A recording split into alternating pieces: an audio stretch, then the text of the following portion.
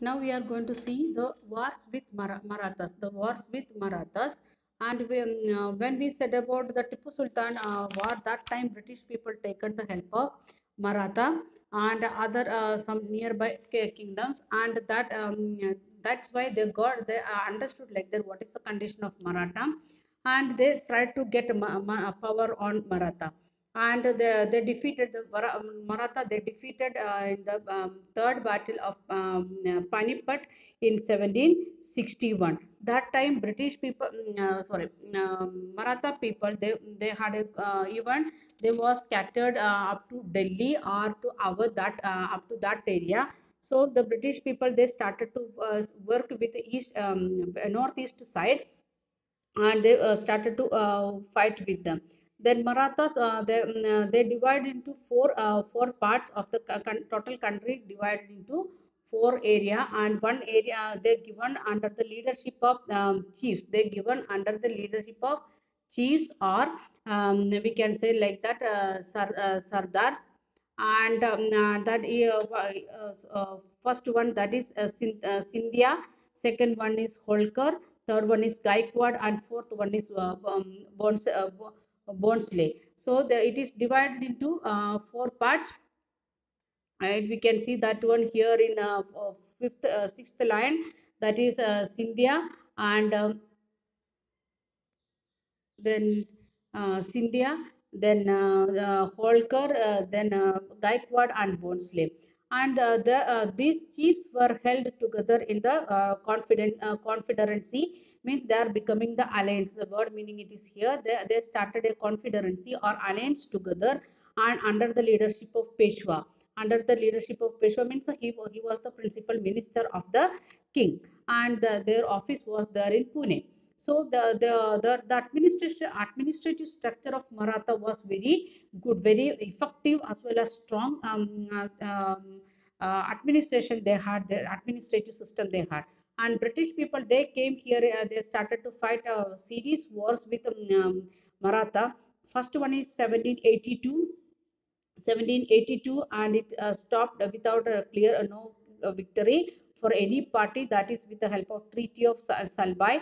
Then second one, second Anglo Maratha war, that was in 1803 to 1805, means 2 years. And in that British gained the part of Orissa. They got Orissa and the territories of Yamuna River, including Agra and Delhi, that nearby Yamuna River area they got. And third one is third Anglo Maratha war, that is 1817 to 19, crushed the Maratha power. The British people, they become the powerful, and the Peshwa was removed, and he sent to Kanpur, and he got the pension also, and he sent. Then means from that time onwards, we can see that the British people, they got, even in South India, they already worked with the Tipu Sultan. They got success on this Tipu Sultan. Second one, now Maratha rulers also they defeated. So the South Indian part maximum was under the leadership of British company. Then next theory what they are using, that is Paramountcy. What they are saying, Paramountcy. And in Paramountcy we can see that they are claiming that they are the leaders. They are like that they are saying that they are the leaders of that area. So what we want, company want to do, company they are taking the policy like the total territory expansion in different way. And who was the leader? That is Lord Hastings was the governor general of that time, and he's saying like that policy of Paramountcy. In that he is saying like that company have the authority over all the area than any other Indian king. In the Indian small states or kingdoms, not directly the rulers are ruling the means what we can say, the kings are ruling there, but British people, they are having the maximum power over the each and every states. That was their policy. And they are started to annex the countries by threatening to annex, or they are started to threat the people. They are giving threat, or they just started to annex some of the country. They are going and speaking with them, then kings are ready to give, because they will company will give the protection.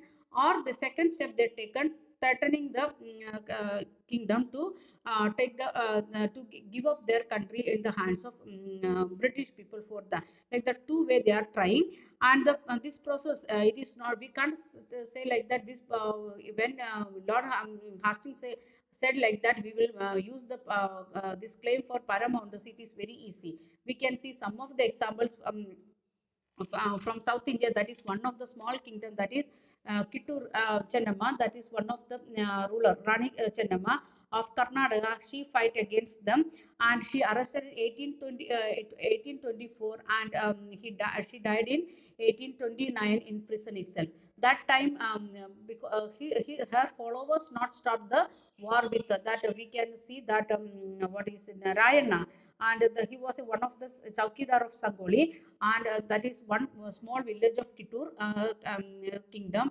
And he started to work against British people. Then the British people hanged him in 1830. Means the people of the of different area, they tried their level best to stop the British people to or to protect their own kingdom. Then we can see another this one in the eastern side, the East India Company, they worried about again the next worry they are getting, even though they got the war, they fight with Tipu Sultan, then with the Maratha war, then Rani Chennamma, like that, and like that things are going. With that, they got a threat now in 1830s. That is the same time when the Rayana's fight was going on that time, because about Russia. Russia started to expand. That up to that time, Russia's name was not there. With expansion, like with other European countries, now Russia started to expand their country, and they started to come to Asia also. So British people thought like that, if Russia is coming, they will take the country under them. So they started to work with northwest side, and they went to now present, that is in Afghanistan, and they went and fight with that area people in 1832 38 to 1842, and established a company rule there. Then it is coming to Sindh, that is in Pakistan area present. They are fighting against Sindh area, and they got power in 1843. Then next line it was Punjab, but they was frightened against Maharaja Ranjit Singh, because he was very powerful. So they left for some time, and when he died, that time they tried to annex the country with them. And in 1849, Punjab also annexed, because the Sikh also last, they also said like that, we are ready, because of that particular situation. And that is the condition. So we was thinking about Tipu Sultan, Maratha kingdom, then the claim of paramountcy. The next one, next topic, it is the doctrine of lapse. Doctrine of lapse. In doctrine of lapse, we might have heard that doctrine of lapse. Okay, first I will explain what is doctrine of lapse. We can see in the middle part of the paragraph, doctrine of lapse. The doctrine declared that if an Indian ruler died without a male heir, his kingdom would lapse, that is, become the part of the company territory. Means if the king is dying without a boy child, then the kingdom will go and it will transfer in the hands of company, East India Company. That was the condition. If we are thinking about Rani Chennamma or Rani Lakshmi Bai, all these people, they may suffered because of, and because of that. Not for only one country, one kingdom they want to get, they got many states. And this policy taken by Lord Dalhousie, he was the general of 1848 to 1856. So the you want to make the chart, that I will say afterwards. We want to make a chart of what we can say, we want to make some columns like that. And in first one is the years.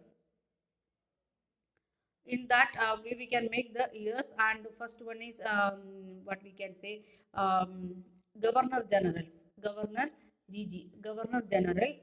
And that principles, what principles they taken, what theory they taken.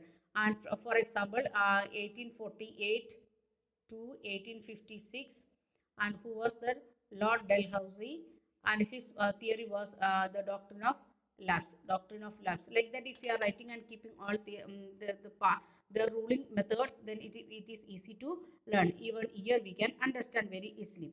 Then the Governor General Lord Dalhousie of 1848 to 1856, and he taken the new method of ruling, like the doctrine of lapse. With this theory, we can see that countries like Satara, Sambalpur, Udaipur, Nagpur, and Jhansi, everything taken under the leadership of British rule. And all these kings, they died without boy child. So they in that we know how the Rani of Jhansi, she fight with British people. Then we are seeing the last part, that is finally the company look over the that is in the Kathmandu area, we can say like that, north part of India, that is in Awadh. And British people had added argument. They said that obliged by duty to take over Awadh in order to free the people from the misgovernment, because they are saying like that they are try to humiliate the Nawab and say, giving inspiration to the people. If we are coming and join with the British people, we will stop the misgoverning of the Nawab. And last, they started different revolt, and 1857 the Awadh also joined with the revolt. And they also joined with British people. And 1857, that is another one interesting date, that we are starting our independent war. First independent war, that is in 1857, that you will learn coming lessons. I think fifth or sixth lesson we are going to study this one, first independent war, that is in 1857. So all these things, it is one by one. If you are taking, first one is many things we discuss today. We can see once again, we can see once again that one, the things what things we taken. That is first one, we discuss about the company, how they are expanding themselves. Then how they are started to become, they thought about how to become the Nawabs. Then the Tipu Sultan, how he is defeating by British people. Then next topic what we discussed, that is the Marathas, the stronger Shivaji Maharaj and his followers, how they be defeated. Then the another two doctrines or the policy of their rule, that is Paramountcy. Another one is doctrine of lapse, both how they practiced here in India. And in the page we can see the here Maharaja Ranjit Singh, how he is conducting his court. And again we can see here in this page sideways Lord Hastings, and the a statue of the Rani, Queen of Chittoor, or Rani Chennamma. Okay, by this we are stopping today. We'll meet next week. Thank you. Have a nice day.